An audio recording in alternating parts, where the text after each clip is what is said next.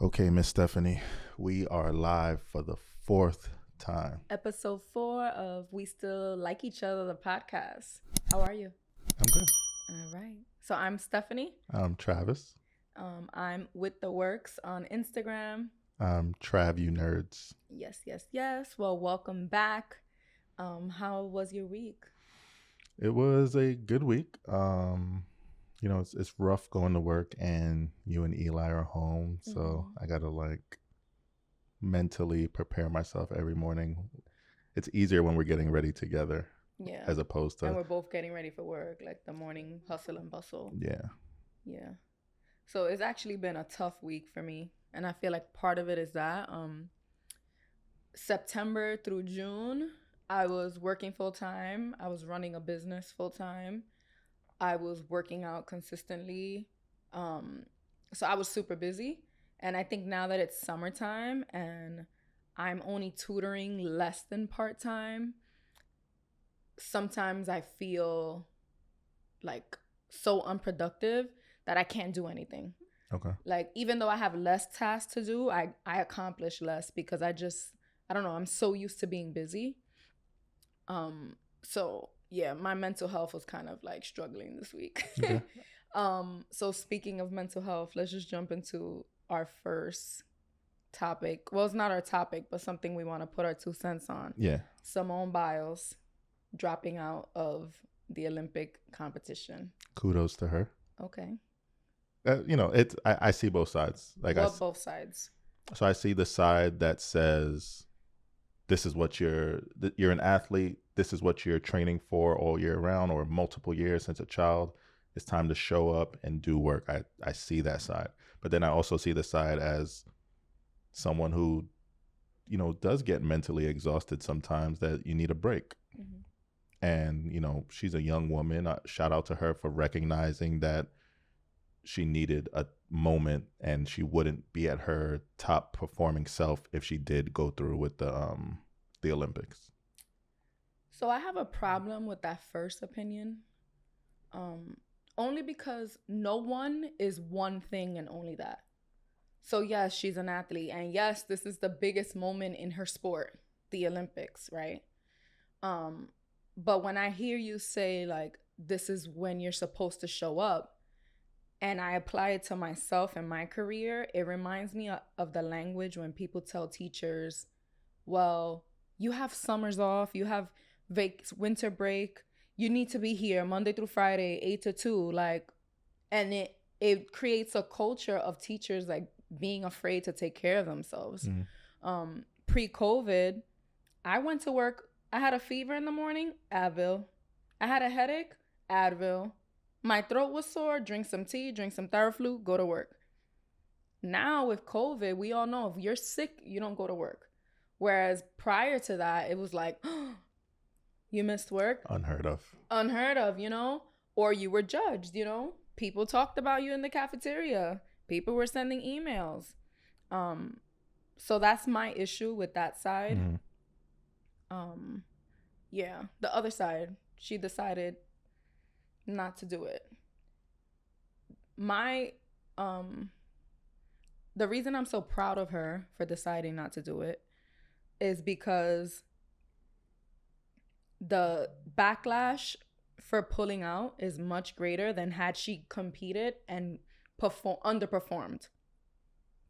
But what many people fail to speak about is that had she tried to go through with anyway, I don't think she was afraid of underperforming, like getting silver or bronze instead of gold. I think she was afraid of literally hurting herself. Simone Biles literally is known for doing things that no one else can do. She's literally the GOAT. We had this conversation yesterday. Yeah, so it's like her realizing like there's a disconnect, like mental and physical disconnect. That it could put me in danger. Like literally the things she does that she's known for, the tiniest slip up could like literally leave her brain dead or broken limbs. Like there was nothing to prove. It wasn't worth the risk, at that point. But, unfortunately, unless she comes out and says, this is why I feel this mental drain. We can only assume that she was feeling like, oh, I could potentially injure myself or X, Y, Z. Who knows? So we just have to assume. But the bigger picture is, if you're mentally exhausted, it's okay to take a break, even if sometimes that society makes you feel like it's not okay. Like it's not the right time. Like the company I work for, they're very big advocates on being mentally or having a mental break. Like if you're feeling mentally drained, take a mental day. But as you and I both know, we have these conversations. Sometimes what's good for a certain group may not work for the other. Like AKA he's a black man in corporate America. So he has to be a little bit more careful. Steph always likes, I'll always say something like, oh, well, so-and-so did this. And she goes, oh, what is he? No, I'm like, but you're black. Like it's not always going to work and history has shown us that. I will say personally, I have not seen that at the company I work for, but history has proven that sometimes we have to hold ourselves to higher standards because of the way we're viewed. Yeah. And it's not just the way you're viewed. I always say this, like, if I call out, I'm not just worried that people are going to think I'm lazy or just calling out because I had drinks last night. I worry that they're going to think that about all the other black teachers in the school. You know what I'm saying? So it's like we have that collective responsibility that is not fair. Because first of all, no other group of people hold that. Yeah. You know, like they can separate it. Yeah. Well, yeah, other people. Not white people. Let's just be real. Yeah. Yeah. So it's layered, it's complicated, and at the main point is kudos to her. Shout out to her. You know, mental health may be a new conversation, but it's an important one. Yeah. And at her young age to recognize that. Yeah. Keep doing your thing. And to everybody out there who has a job, right now, everyone at work, you're going to get those emails about taking mental health. People are going to be talking about Simone Biles. But are they actually taking the steps to change the culture within your job? Are they actually practicing what they're preaching now? You know, just like March, April of 2020, when George Floyd was murdered, I'm sure everybody's job was, pro Black Lives Matter, and, we have to diversify the books in our library, or, you know, XYZ, but then nothing happens. Yeah. So we got to start, you know, holding our employers accountable for these kind of things. Yeah. All right. So the next thing we want to put our 2 cents in, which I wasn't sure we should do because it feels like everyone said what we wanted to say already. Yeah. DaBaby and his comments. I think it was so, you know, timing is interesting because I feel like we had our episode last week. We were talking about a lot of LGBTQ plus things or subjects. And then DaBaby just fucking loses his mind and goes on this rant. I don't even need to repeat what he said. It's been all over social media. I'm sure you've seen it. You wanted to kind of take a different approach on what I did want to take a different approach. But before that, bringing it back to last episode, I said it's okay to acknowledge that you have some internalized homophobia because of where you grew up, your family culture, right? We don't know how DaBaby was raised. We don't know. But one could assume based on history, based on Black culture, and you know, give him the grace that it's not his fault, right? That it's something he has learned.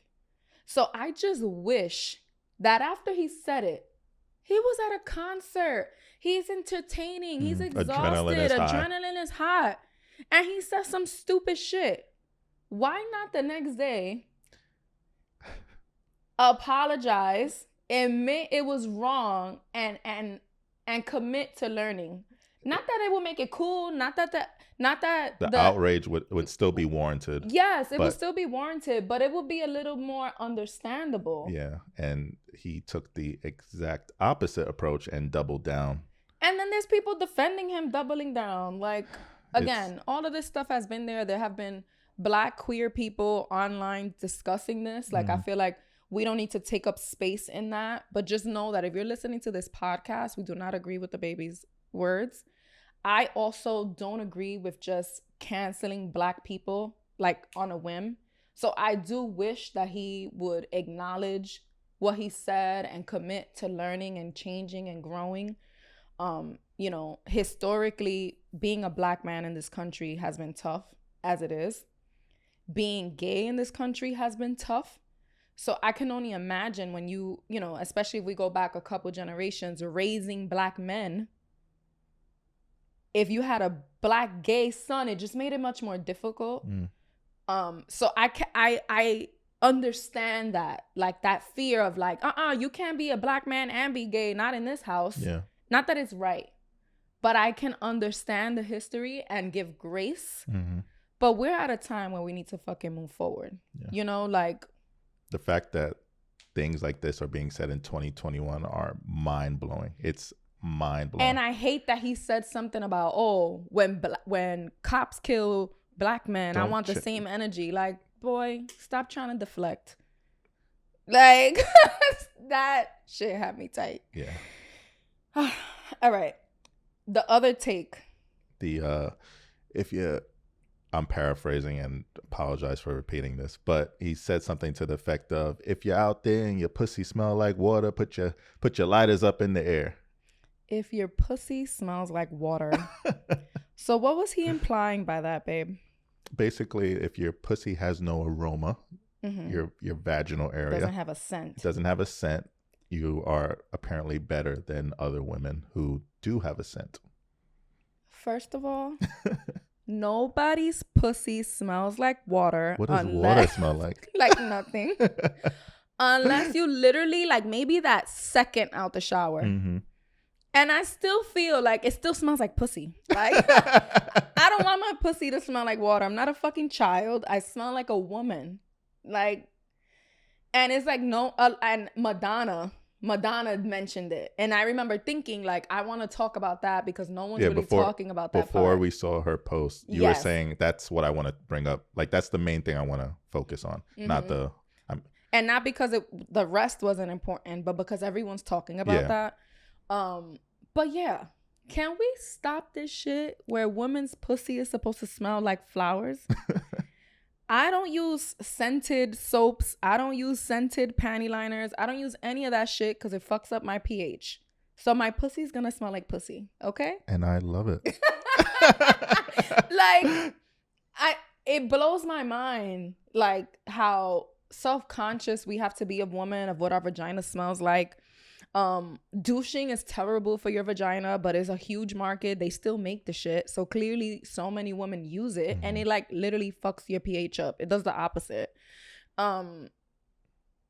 Yeah, like, what's even more mind-blowing is, you know, he's saying these crazy comments, and then you have the peanut gallery, you know, and like his DJ, you know, doubling down again. Oh my God. If you ain't sucking dick in the parking lot, some of y'all be suspect out here. It's like, and then it's like, damn, his whole group, the whole collective of them are just, everyone around him speaks like that. And that's why when I say, you can't be like, oh, I'm not homophobic, but then let your friends joke and say things like that.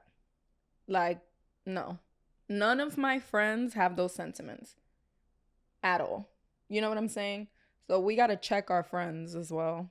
They're all... Oh. Yeah, it was a interesting week. Yeah, definitely. But ladies, stop being ashamed of how your vagina smells. And ladies, just know there are men out there that appreciate all smells.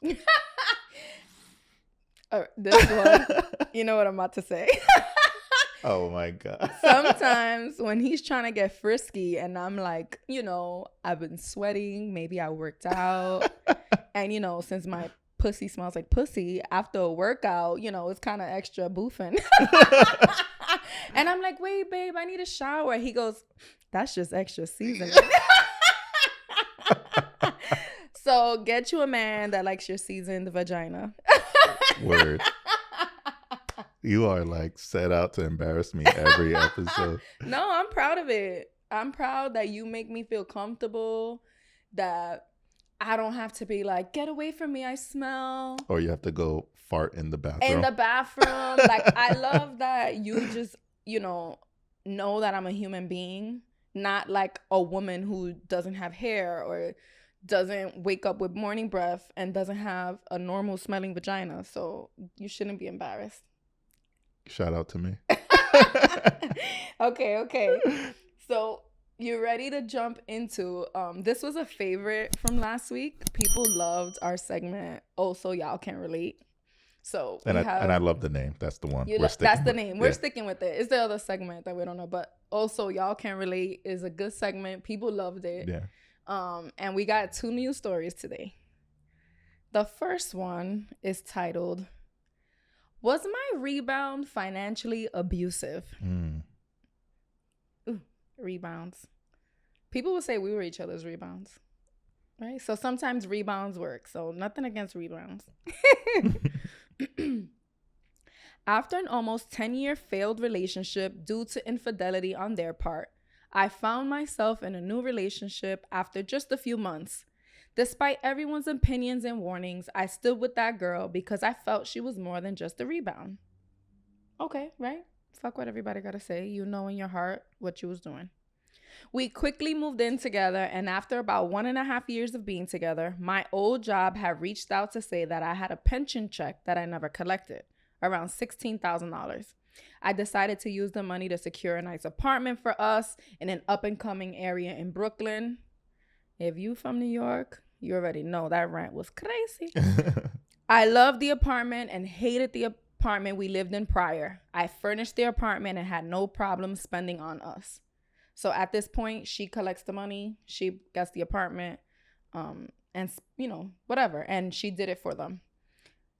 I should preface all of this by saying that our time together was extremely toxic, always fighting and bickering, but I stood because I saw potential in us and our future. She didn't work, but I did, always have. She was fortunate enough to have a family business handed down after her father's passing, but once family got involved, that was taken from her, and she had to soon begin working, which made for more problems since she opted to work with an ex that I had a problem with. Dun, dun, dun. So this is layered. Yeah. It's not just it being a rebound. It's not just financial. No. She's also toxic, working with an ex. Nah. Fast forward, we have now moved into the apartment I have furnished and paid for, living unhappily. I was cleaning out a closet and I find a letter stating that some of the estate from her father's business was given to her, $15,000. She never once mentioned it. In 2 months, I reverse psychologied her ass and she ended up admitting to receiving the money. She says she didn't owe me anything and her money is her money. To which her friends and family, of course, agreed. Am I an asshole for assuming, despite the problem, she should have been open with me and gave up the funds openly just like I did? There's a lot. Where do we begin? With the question? Yes, the question. So I say, on your part, you were absolutely right to feel the way you feel because you saw a future with this woman. You saw this being it for you. Probably eventually would have, in your eyes, would have liked to gotten married. Mm-hmm. But on her part, the person who was hiding the money's part, it sounds like she didn't see that. She didn't see the future. She didn't see the long term with her. So in her mind, she's like, this is my business. This is my money. Fuck you. You don't need to know anything about it. Mm-hmm. Whereas you were giving her the respect of someone you wanted to spend your life with. I don't think that she was giving you the same respect. So I told her, like, so, oh, by the way, these are two women. It's a lesbian couple. I told her that, hell yeah, I would have been pissed because if I've been taking care of us this whole time, it's when you do that is because you know if it was the opposite, I got you, Mm-hmm. you know? But I asked, did she ever say that? Did she ever put that out there? Like, thank you for what you're doing for us. I can't wait till the day I could take care of us. One day it's going to be me taking care of us. Or as soon as I get it together, I got us. Did she ever say that? Because we can't just assume that those are people's intentions. You know, it sucks. That's why communication's important. Communication's so important. But she said she did. That she always made it seem like her situation was temporary and that she will hold it down. The other part is, as you can see, there was a lot of other drama going on there. Arguments, the ex. The bickering, the ex.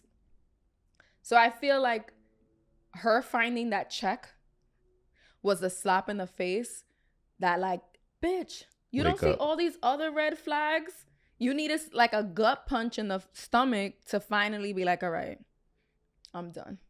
Because there were a million other red flags, you know? And I also feel like it's hard to let go of a bad situation when everyone's been telling you so. Because then you're kind of embarrassed. Yeah. You're like, well, no, it's going to work. I bet you. And even when it's not. You're trying to prove them wrong. You're trying to prove them wrong. So that sometimes could be difficult. I think it was a blessing on both their parts. Like, it just sounds like they were forcing a relationship, or maybe the writer was forcing a relationship that maybe the other person didn't even want to be. I know from experience, comfortability is a bitch. Like, I would say the last 3 or 4 years of my last relationship was just being comfortable, just knowing this person, knowing if we have so-and-so argument, these are the things that are going to happen, then we'll be good for another couple months. So I just know that it could be a mind fuck because you don't want to lose that. And honestly, with this relationship, though, I don't think it's comfortability with how much they knew each other. I think it was comfortability, like, she was broke. She didn't have a job. She lost her father's business. So she was a leech. She was a leech. Yeah, definitely a leech. Yeah. And it sucks because I don't want people to think that you can't hold your partner down. But you got to really know that they're in it for you. And there's signs. Just like there's red flags for negative shit. What do you call good signs? Green flags? You know, there's signs when people want to better themselves, you know, and want to do, you know, and they're in a bad situation, not they keep making bad choices, which is why they keep getting into fucked up situations. You know, there's a difference. But yeah, shouts out to her. She's happily married now. To a different woman. To a different woman. So, you know, life comes at you fast sometimes. Yeah, it's like a lesson. Something. Absolutely. I'm sure it was the things that happened in that relationship. She was able to see them coming from new ones. Like, I'm sure there are signs she saw from her ex that she would never accept from her wife now. Exactly. And it looks like she didn't see those things because, you know, they've been happily married ever since. So. Yeah, definitely. All right. Y'all ready for story number 2? Ooh. This one's good too. They're both good. Story number 2 is titled, "We moved in together the second day we met." Ooh. Everyone's beating us on this on these relationships. But this one, the backstory, like the way everything happened, this is why I say we can never judge. Because when you hear the story, you're like, you know, I could see myself falling into that kind of situation. Like, things happen. All right. So it's August 11, 2015. I was on and off with my ex of 7 years and had recently started talking to someone, but I knew that was going to get cut off sooner rather than later. So she was pretty much single. I was bartending at Red Robin in the Bronx. It's 12 p.m. when I get a call from Ruby, who's my grandmother's caretaker, saying that my grandmother was hospitalized and I needed to be there because it was bad. Fast forward to 7 p.m. that same night, I'm waiting at the airport for a flight to West Palm Beach. I was set to stay at Ruby's house from the beginning. I didn't know when I would be able to come back, so I bought a one-way ticket. I told my boss I'll be back in 2 weeks. 3 days pass, I'm handling business, getting power of attorney, going to the courthouse, hospital, etc. It was chaos from 8 a.m. to bedtime. Then comes Saturday. I can relax for a minute, so here I am, laying on Ruby's couch like I own it, minding my business, and walks in someone who caught my attention and triggered my memory. I forgot Ruby had a son, and he's cute, in all caps. We can see where this is going.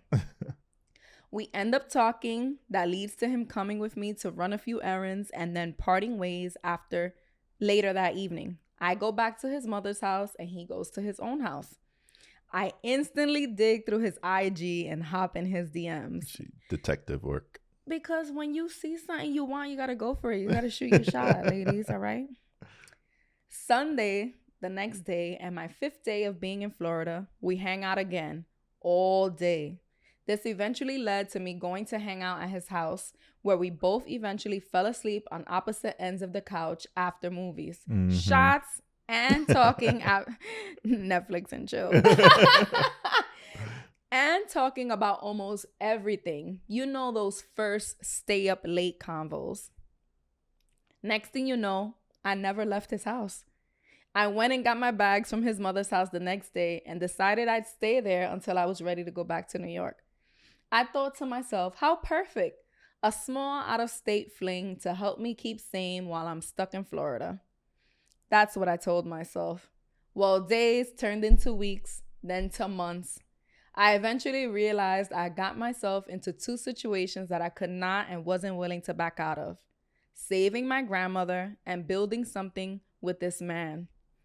But guess what? I didn't know anything about being in a healthy relationship or living away from everything and everyone that I'd known. So it wasn't easy. How do you feel about that situation? I like it. Me too. I like it a lot. I have nothing negative to say. I like when people are open to love.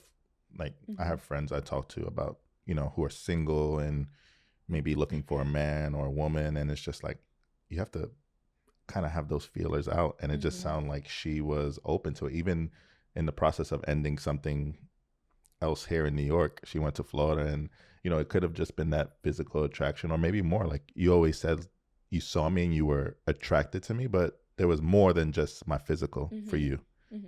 It's possible it was the same for her. It was like his, his aura, whatever the case may be. So yeah, I like it. And I like that it wasn't like he was like begging her, come, don't go back to New York, stay with me. He might have had a few. But I feel like just the first night of her staying there, like it was organic. Like, we're hanging out. If you're going to be in here for a couple days, just stay with me. Like, fine. Like that's why I said I could see myself falling into something like that. Like, or anybody. If you're in Florida, you're staying at this woman's house who took care of your grandmother. Now you can instead stay with a hot guy for a couple of, like, why not? Hoe is life. But, I'm all for it. Like, yeah. Why not? And then days turned into weeks turned into months, and y'all still together. Like, I think that's awesome. It is scary because she said she was at a place with, she didn't really know anyone. So she did tell me in the beginning that she was adopted. So her adoptive family and all the family that she's close to is in New York. And the grandmother she went to take care of is her biological grandmother. So it's really unknown territory. Yes, unknown territory, is dealing with family members that she never was really close to, had no connection with. So to stay there with someone, and like, if times get rough and you're so far away from home, like, that could be scary. Because even you're from Brooklyn. And I refuse to move to Brooklyn with this man, because I'm like, I know the Bronx. Everybody I know is in the Bronx. I have a kid. if I need to just drop him off somewhere or have a friend or whatever, I refuse to leave my comfort zone. And we're just talking about Brooklyn to the Bronx. But as you know, people from anywhere else but the Bronx, all we do or used to do is slander the Bronx. Yeah, used to. You heard he corrected himself. 'Cause I don't play that. BX all day. And now I'm living here and I love it here. Mm-hmm. But it was like a slight culture shock. Yeah. And I'm not saying we're so different, but there are things, you know, just like it's a predominantly Hispanic community. Mm-hmm. I look Hispanic, so I can't go anywhere without anyone assuming I speak Spanish. And then you're like, no hablo inglés. Or pull out the Google Translate.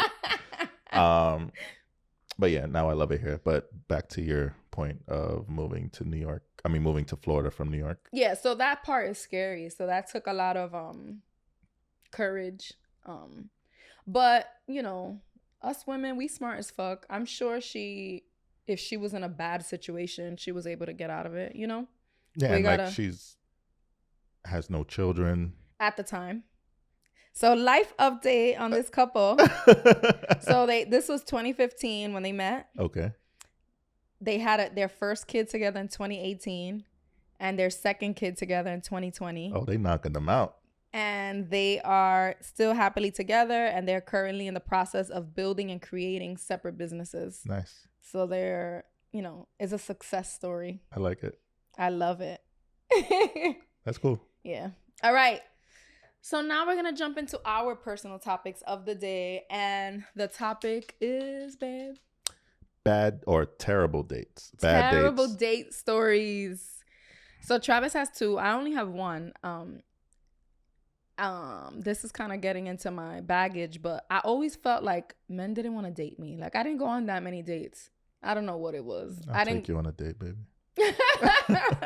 I don't know. I never went on that many dates, but Okay. I do have one really good, or should I say bad story. But yeah, you go first. I'll start with my not so crazy one. Girl that I've hung out with or been like in a group of friends with a bunch of times. We're actually still IG friends. I'm not going to say her name, but you know, she's cool. Yeah. And I always had a crush on her, just personality, beautiful girl. Mm-hmm. And I was like, hey, do you want to go? We would text. And I was like, hey, you want to go get something to eat? Took her to my spot. Do you know what my spot is?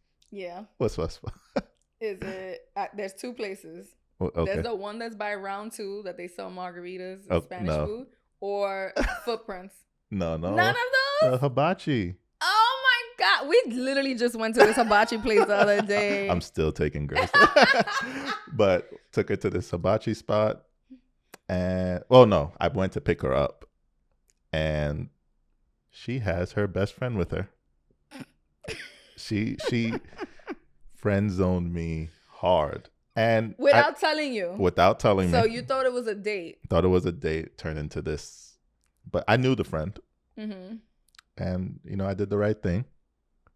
I kept driving. No. I took them both. I took them both and I paid for them both. You got suckered. I got suckered. I didn't get a kiss. I think I got a little hug. I just feel like if it were me, I would have been like, oh, cool, we all hanging out. So then I would have been like, we splitting the bill, you know? I don't know. It just, maybe I was just embarrassed. Or I don't know. I was just trying to look. Maybe I thought it was recoverable. Like I could. Okay, yeah. Like, oh, he paid for both of us. I'm definitely going on a date with him again. But it didn't lead to anything. We're just social media friends now. Oh my God. So she brought a third wheel to the date. She Yeah. definitely just wanted a free meal. I don't know. Who knows? She probably wanted a free meal and wanted to make it very clear that she didn't want anything. Or it's also possible that I wasn't letting my intentions be clearer. Like we were friends. It wasn't unheard of. You know, it's not unheard of to have a female or male friend. It's like, oh, let's go get something to eat. Maybe I didn't say it romantic enough. Like, so I could have male friends. You niggas better stay the fuck away. I have male friends, but I'm not like going to dinner with them. Yeah. They're not like, not happening. That's another topic, right? Yeah, that's another topic. So yeah, that was my first story. What do you think? Yeah, that was crazy. Like, I always said, like, yeah, I've never been on that many dates. Like, I don't know. I was, like, undateable. But I also don't, I'm not jealous of what men have to go through with dates. It's the worst. Like, I'm like, ugh. Like, I'm sure a lot of men have spent money on dates that led to nothing. And that was a pretty cheap date. There's men who are out here doing a lot for nothing. Yeah. I remember the few dates I have gone on, I was always broke as fuck. I feel like I was pretty broke up until our marriage, you know? So I would always have, like, just enough money that if this guy didn't want to pay for my meal, I could pay it. Like, I remember always having anxiety over that. Like, I would never go on a date broke, but I will have like $40 in my pocket, like, just in case. And I never ordered anything expensive because I'm like, I ain't gonna look stupid if he don't want to pay for me, you know? But yeah. So my bad date story. The date was bad, like a typically bad date. Like, we weren't compatible. He did say some questionable shit. But the pre-date, what led up to it? What led up to the date is the real what the fuck. Yeah. So it's winter break after my freshman year of college, and I'm staying at my cousin's house who lives in the projects. It's the middle of the night, and her neighbor's banging on our door, and he's like crying and sweating, and he's like, let me use your phone, let me use your phone. My baby mother tried to stab me. So I had my phone in my hand, and I just gave him my phone, and he called 911. Okay. So he called 911. He gives me back the phone. The cops come. They're dealing with that situation. Mind my business. Go to bed. The next day, I'm pumping gas, and I get an unknown call. And I don't know why I picked it up, but I picked up the unknown call, and it's a police officer calling in regards to the previous night. The previous night. So I'm like, hello? He's like, oh, it's the police officer from yesterday. He goes, no, don't worry. Like, we don't need anything regarding the case. But I thought you were beautiful, and I wanted to take you on a date. No way. Talk about police corruption right there. So he literally, mind you, it's not like they asked me for my phone number when they got there. He went to the 911 log. He literally used his power as a cop to find out who called 911 and got my number. And 19-year-old me didn't realize that was a red flag right there. You're like, oh, that's so sweet. I was like, damn. And he's a cop. He got a good job. So then in my head, I'm trying to think of, there was a couple of different cops, but it was the middle of the night. I wasn't really paying attention. Yeah. So I'm like, damn, I hope it was a cute one. So I agreed to go on a date with this guy. So he was all right. He was okay looking. He was nothing, I was like willing, like when I saw him, I was like, okay, let's see how this goes. So he took me to a French restaurant, which I guess he thought would have impressed me, but it was gross. I ordered duck for the first time ever. It tastes like spoiled meat. But the whole date, when he's asking, like, what I'm doing, I was just back from my first semester of college. He was trying to convince me to drop out of school. So on the first date? On the first date, so he could take care of me. On a cop salary? On a cop salary. Okay. He's like, why? You don't have to go to school. I'll take care of you. So yeah, that further proved that he had this complex. Like, you literally went through the police log to get my number, and on date 1 you're telling me that you're gonna take care of me and I could drop out of school. So that's my worst date ever. I'm the officer. Yeah. So I never called him back, never spoke, blocked his number. Did he reach out? Or? He never did, but then I was scared because I'm like, this motherfucker literally knows where my cousin lives, knows my number, could probably use his authority to find me, Yeah. But no, he never did. He just did like I didn't initially block him right away, but I kind of was just like slowly ghosting him, like avoiding him. So then eventually I had to block him, but then I was like scared, like, oh my God. Whenever a cop car went by, I was like, That's why you still get a little a little fidgety? scared with cops. You know, that's not why. But, Okay. but yeah, that was my worst date story. Creeper. Yeah. All right. My second story it's a hell of a story. It literally scared me straight. Whew. Okay. So my sister-in-law Diana actually hooked me up on this date. Blind date. Saw this girl at her job and said, I think you'd be great for my brother, or my boyfriend's brother at the time. Get the number. We talk. Eventually get to a date. I pick her up. Cute girl. I wasn't blown away, but cute girl. We go to dinner, and then from dinner, we keep it going and we go to a bar. Okay. At the bar, we're drinking, and she's getting a little more loose, starts kissing me. I'm like, oh, cool date, whatever. It wasn't going to lead to anything. Like, I didn't think, or maybe, you know what? Who knows? But we're leaving the bar, and I borrowed my Diana's car. So Diana had lived in Georgia for a short amount of time, and she eventually moved back to New York, but she still had her Georgia plates. For whatever reason, she just immediately didn't get her New York plates back. She still had her Georgia plates for a while. So we're walking to the car, and the girl notices the plates, and she goes, "Why do you have Georgia plates?" And I think at the time I was going with the story that this is my car. So I'm like, oh, it's cheaper insurance in Georgia. A lot of people do it. People still do it to this day. She's like, that's weird that you have Georgia plates. So she got turned off. She got not even turned off, like scared. It was so weird to me in the moment. I thought it was a joke at the time. Like you thought she was joking. Yeah, like, she was dead-ass concerned. But she was really concerned about these Georgia plates. Yeah. So as women though, like, even though I obviously know, like, I had a family member who had Florida plates, whatever, we get it. But if you don't know about that, and you're on a date with someone you just met for the first time, and their license doesn't match, you're about to get in their car, you might be like, what the fuck, where he's taking me? So she didn't notice it in the beginning when I picked her up. Yeah. But it was when the rear of the car was seen, so she saw the plates. Yeah. And I think she said she had lived in Georgia once, something, whatever. But she just got freaked out. Yeah. It could have been a combination of her being a little inebriated, plus whatever. It was just sour from that moment. Okay. I took her home. I think at this time it's like maybe 2 a.m. I'm like, you know what? Fuck this. I'm going to recover this night. I'm going to get some pussy. Oh my God. So you dropped her off.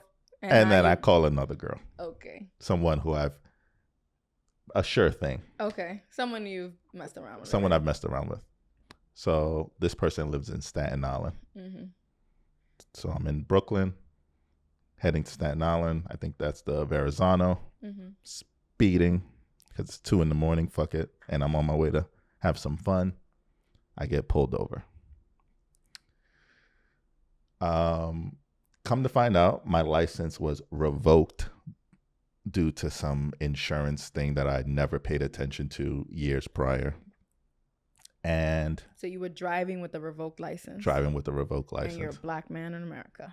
Yeah. I didn't know, but it was.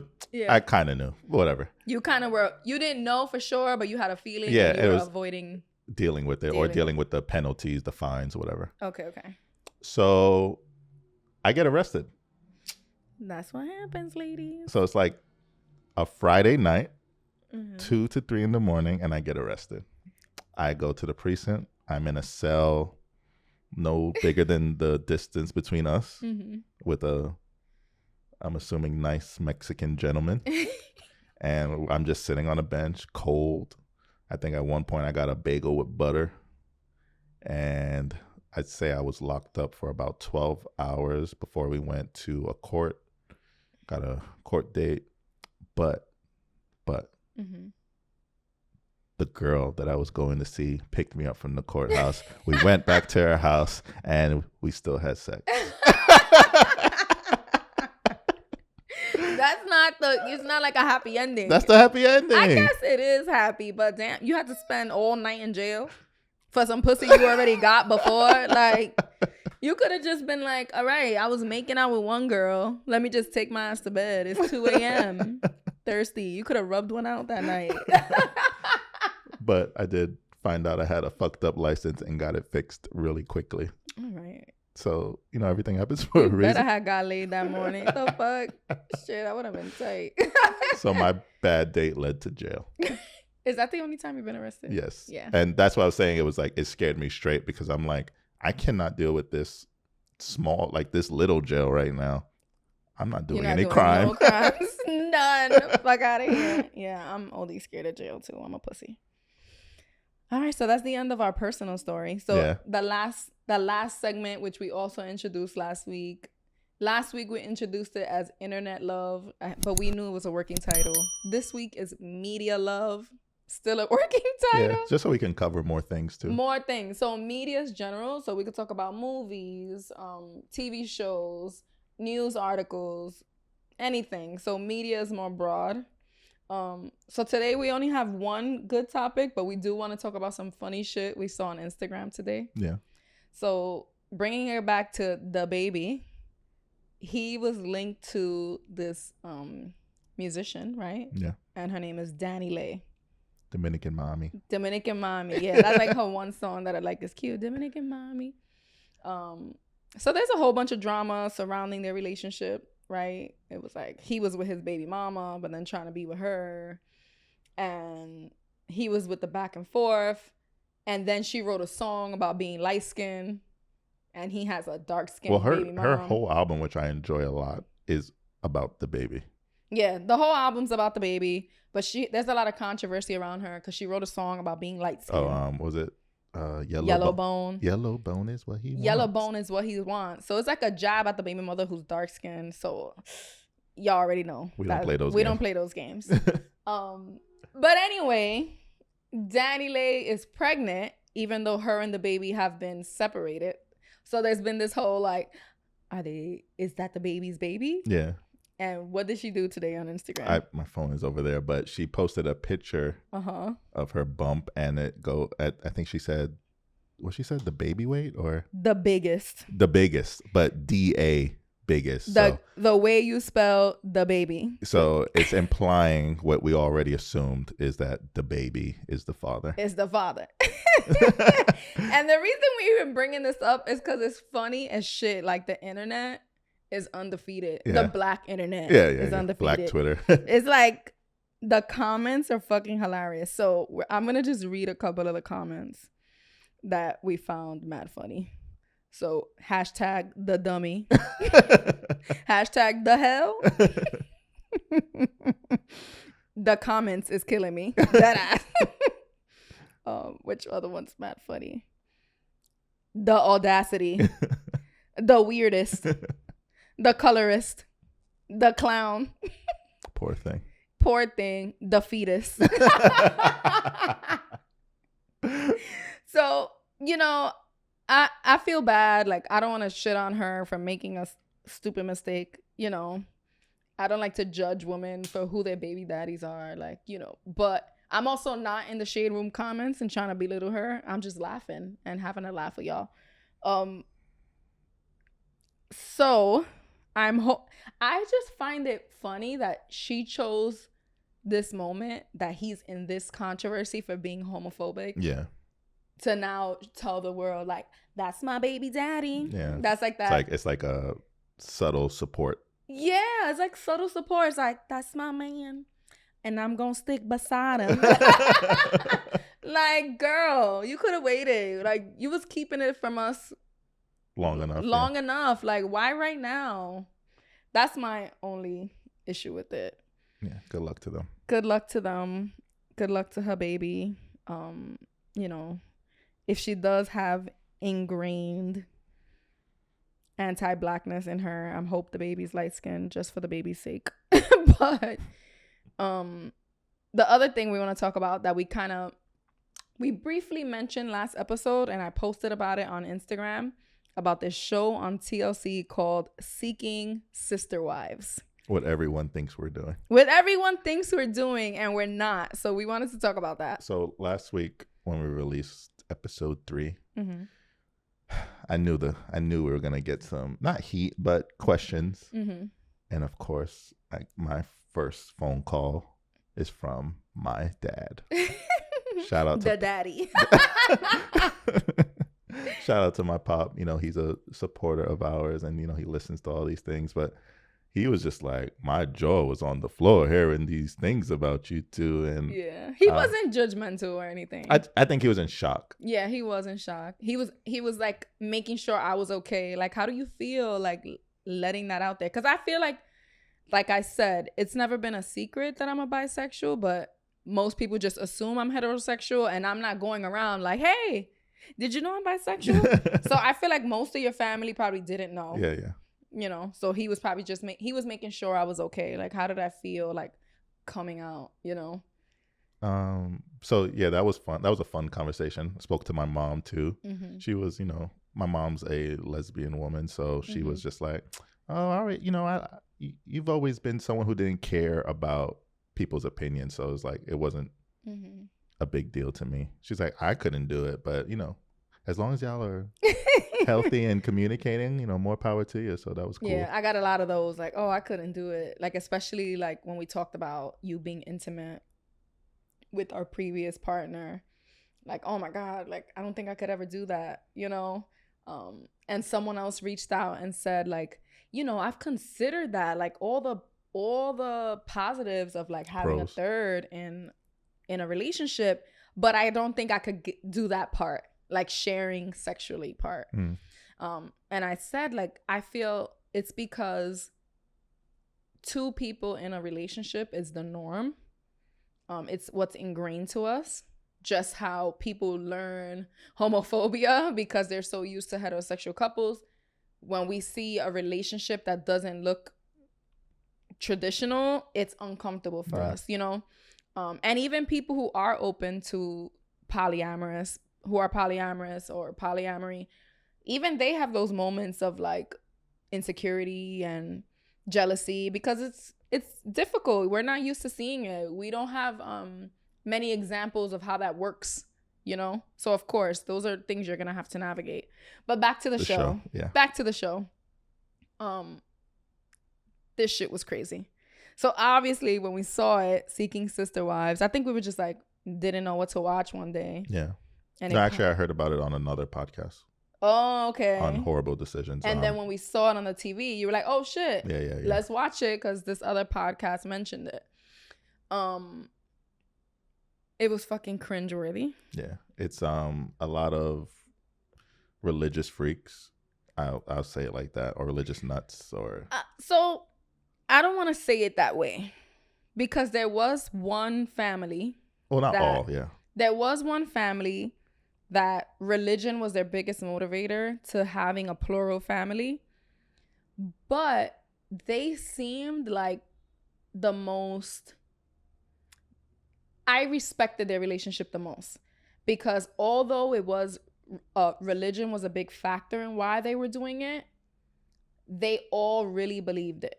It wasn't like the man was manipulating the women with religion. If anything, they were pushing it on him. The women were so eager to find a third. So in this family, there were already 2 wives and a husband, and they were looking for a third wife. So it will be 4 people in their relationship. But this relationship is not like what Travis and I wanted to have, which was a polyamorous relationship where we all love each other equally.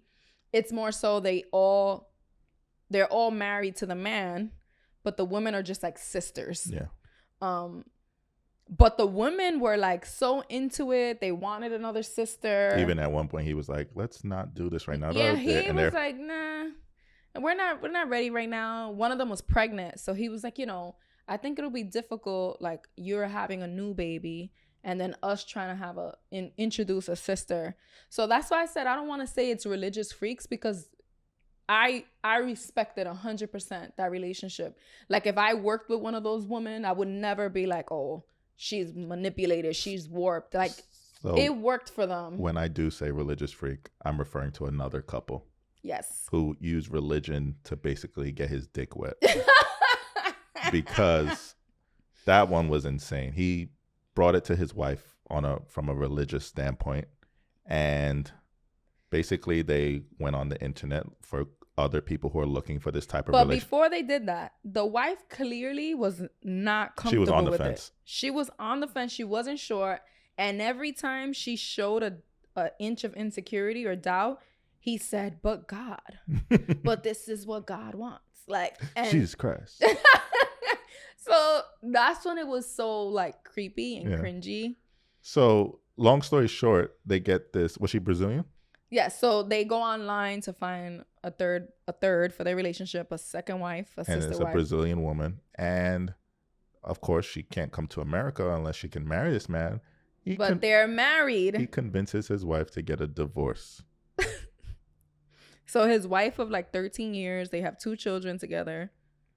They legally get divorced. No alimony, no child support, just a handshake and they're still living in the same house like a married couple, but and they legally get divorced. Then files paperwork to get his Brazilian girlfriend, fiance to America. Shit show. But that was when I say religious freaks, because he was using religion to manipulate her. Yeah.